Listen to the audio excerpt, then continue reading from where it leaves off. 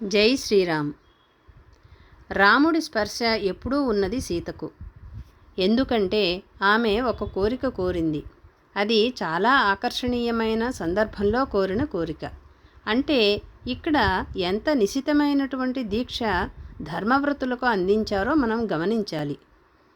ఇక్కడ మనము చదువుకుంటే ఏమవుతుందంటే కొంచెం మనలో ఒక వీసమెత ధర్మాచరణకు మనస్సు ఉరుకుతుంది. అంతేకాని సీతాదేవిలా మనం ఆరాధన చేసేస్తామని కాదు. ఓహో, ఇది అసలు అవగాహన అనేటువంటిది మనకొకటి ఏర్పడితే ముందుకెప్పటికో పనిచేస్తుందన్నమాట. ఆ విధంగా మొదట ఆ నియమము, ఆమె లోపల ఉన్నటువంటి పరిస్థితులు తెలిపారు. తర్వాతేమో ఆమె బయట ఉన్నటువంటి పరిస్థితులు చెప్పారు. హనుమంతుని దర్శనము కూడా మొదట ఆమె లోపల ఎలా ఉన్నదో చూశాడు. ఆమె అగ్నిశిఖ వలె పవిత్రంగా తేజరిల్లుతూ కాంతులు కలిగి ఉన్నది.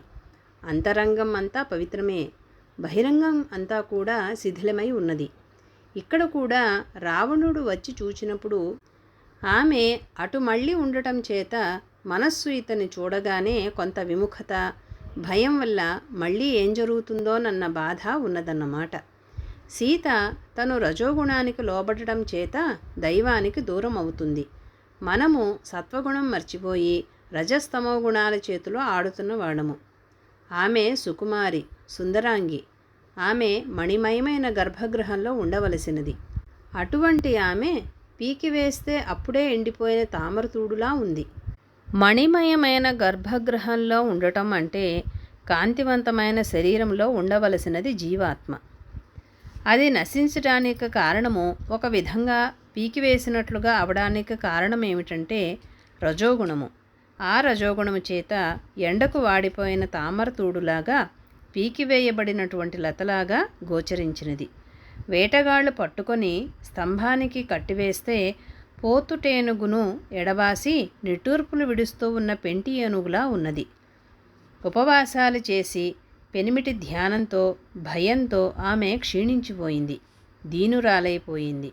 దుఃఖంతో బాధపడుతూ రావణాసురుణ్ణి రాముడు పరాభవము చేయవలెనని చేతులు జోడించి మనసుతో దేవతలను ప్రార్థిస్తున్నట్లు కూర్చున్నది. తను దైవాన్ని నమ్ముకుంది.